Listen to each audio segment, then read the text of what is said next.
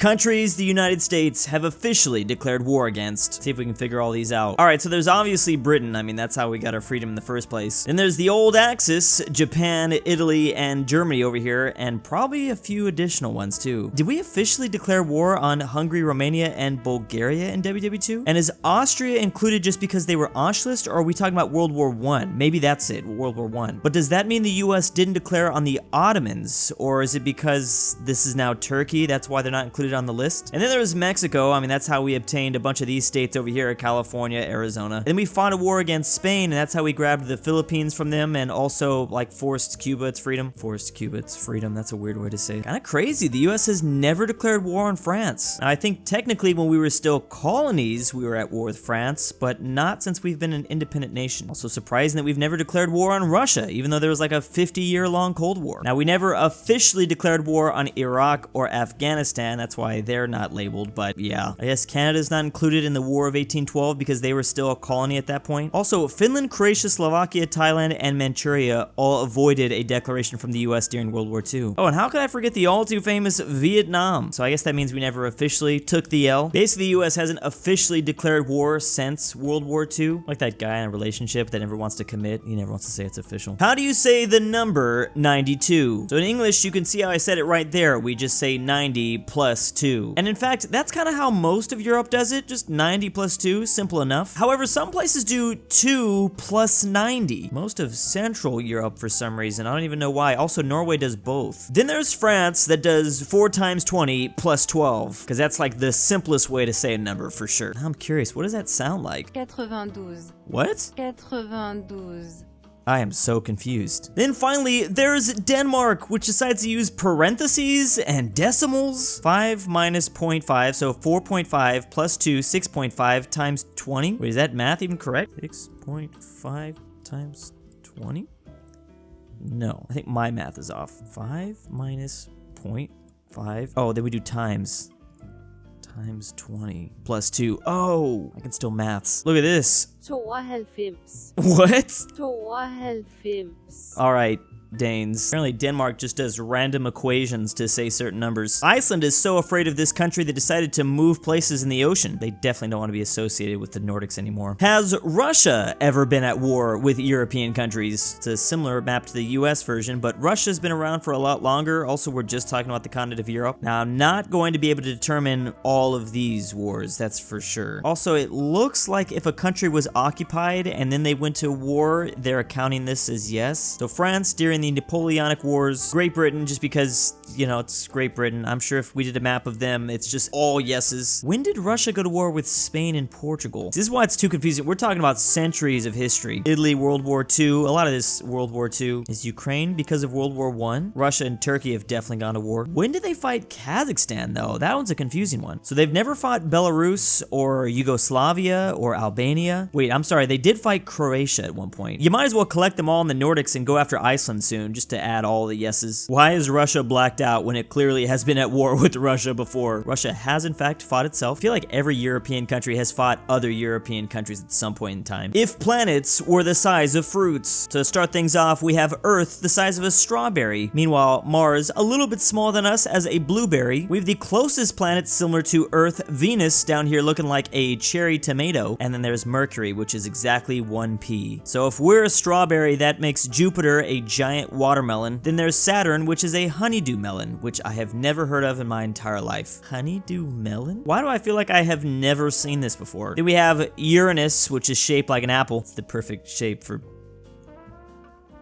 No. And then Neptune, which is a lime. Interesting. Now, Neptune doesn't seem that big compared to Earth. Strawberry and lime. That's a pretty big lime, actually, looks like. Or maybe that's just a tiny strawberry. I feel like I've seen some pretty giant strawberries. Wait, I need one of the sun now. How big is the sun? It's huge, right? The sun is the entire farm. European countries entirely above the 49th parallel, or the US-Canadian border. I didn't know Little Luxembourg and the entirety of Poland was above the US-Canadian border. Not super surprised to see Ireland, the UK, and all these others, especially the Nordics, works. Then there's Belarus and all the Baltic states. And you'd think just by looking at this that all these countries would be totally frozen over. Luckily, it does not exactly work like that. Well, maybe these parts of Sweden, Norway, Finland, they're kind of frozen over. So yeah, the Gulf Stream is what makes things very different. I think we can finally settle the debate. This is Northern Europe, which means Germany is Southern. The legality of pit bulls around the world. Wait, countries have banned pit bulls? When did this happen? I didn't even know. Even in the US, some counties have said, no, you can't have these dog breeds. Why is this so shocking to me? When Mother Russia bans you, you know you got some issues. We also have Denmark, Norway, the UK, Italy, and Turkey. This is a really random bunch of countries that have banned this dog. That's how you know something funky's going on. Then all these orange countries have restrictions on pit bulls. I wonder what that means. And in China and Japan, it depends on your local authorities. Even Brazil, Venezuela, and Ecuador. Africa seems to be a pretty big fan of the pit bull though. This is just weird to me because I have, you know, seen pit bulls and hung out with pit bulls. I have noticed they are a little aggressive, but for the most part, you know, they're chill.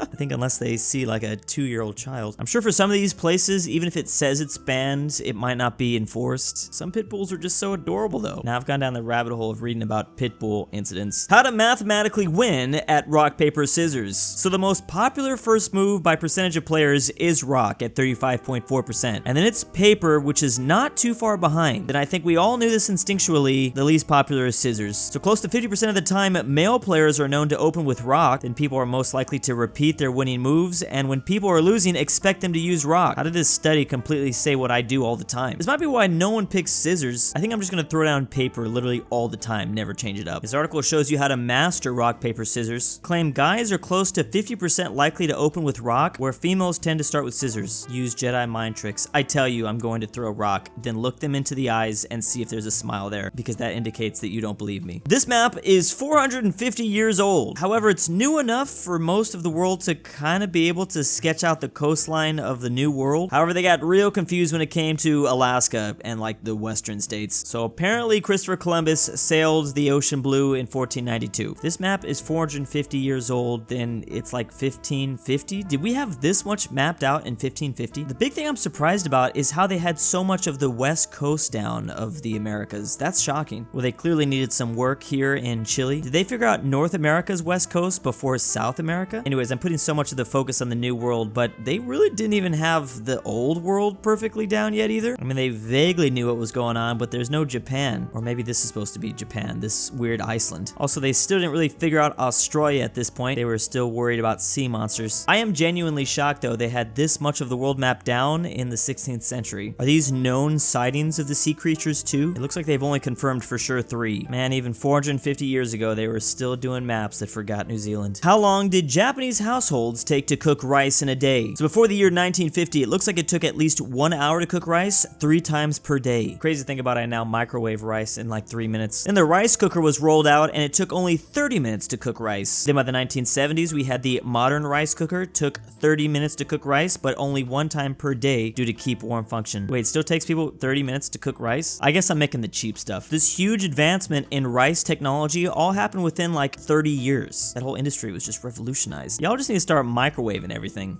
Peru became the world's second largest blueberry producer in a decade. It looks like they literally weren't even there in 2010. Then from 2014 to 2015, they started making a little bit more, and then their growth ever since then has been exponential, passing up the entire continent of Europe. They also passed up Canada, which Canada's been kind of decreasing, also the USA as well. Did Peru just randomly stumble upon a bunch of blueberries in the ground or something? I don't see how this really small country is competing with really large ones. What goes into making blueberries? Production multiplied by more than 6,000% in 10 years. Oh, so Peru's climate allows for year-round production. That's a big reason. You might as well call them Peru berries at this point. It's that time of year again. How to shovel your driveway. I'm literally watching this because I have no idea how to shovel your driveway. I've never had to shovel snow out of my driveway. I've barely even seen snow, to be honest. So step 1 is red. Just start with like a line down the middle, I guess. But the most important thing is don't just put it out into the street. Then after you parted the Red Sea, begin begin to make it wider. Just push further and further out, making like a nice little mound. This is actually pretty aesthetic. Step 3, lift snow. So yeah, that's where the mound comes in, I guess. But yeah, it's very key that you don't like block other things like the rest of the road. Did you really need to make like it this wide? I don't think I would have gone through all that to make it this wide. Even if I have 2 cars in this garage, I'm making it just wide enough for 1 each. I ain't got time for all this. I want to just do this one day. It seems like an important growing experience to have to shovel snow. It's probably what's wrong with me right now. Russia to formally annex 4 Ukraine-occupied regions. So we have basically all of the area that they are focused in on right now. Obviously, there's Crimea, which they annexed in 2014. And then these stripes show the zone controlled by separatists before Russian invasion. So they're looking like they're going to take even more than even what the separatists controlled before the invasion. Now, this is after they were pushed out from this province here. What would have happened if they didn't push them out? Would they have wanted this as well? Here's the map showing what happened in the month of September as they moved through and took 3,000 square kilometers in a lightning offensive. They actually took even more in the later half of the month of September. Ukraine captured a crucial transport hub. So will this progress just continue like this? We are heading into the winter too, though. And here's showing what Ukraine still occupies, even though there are Russian forces in these oblasts. So 9, 28, and 42%. Only 1 in this oblast. And then we have Russia mobilizing even more troops to the front lines. This is a mess. What are the hardest languages to learn? Each learner is different. The time it takes to learn a language depends on a number of factors. How close the new language is to your native language, how complex the language is, your motivation, the language learning resources, and how many hours each week you can devote to learning the language. So easy languages according to this chart would be Spanish, Portuguese, French. These are closely related to the English language. Also the Netherlands, Sweden, South Africa. I always thought that German was easy for English speakers. The Dutch are included, so shouldn't Germany be here? And then, yeah, we have all of the Romance languages here on the left. They're saying 23 to 24 weeks you can achieve language proficiency. That is so fast. Doing Spanish for like 4 years and I still don't know crap. Medium difficulty, which would take 44 weeks and 1,000 class hours. Indian, Russian, Vietnamese, Turkey, Polish, Finnish, I'm guessing some more Nordic languages. Yeah, this is all is like a proximity to how close you are to the British Isles. Although Poland is pretty close and they're high on the medium list. And then finally, hard. This will take you for sure like 88 weeks. And I'm pretty sure it would take you way longer than this. So it's Arabic, Japanese, Chinese, Korean. What about like Persian, Farsi? I feel like that would be pretty hard too. Tagalog even? What is the definition of language proficiency? That's what I want to know. That's like the biggest thing I've learned about traveling to France for the first time. If you really want to learn a language, you gotta live in it. It's like the only way you can like fully engulf yourself. Yeah, I just want to know where Hungarian would be on this list. The 25 largest dog breeds. I'm just looking for that giant one. Where's that giant one at?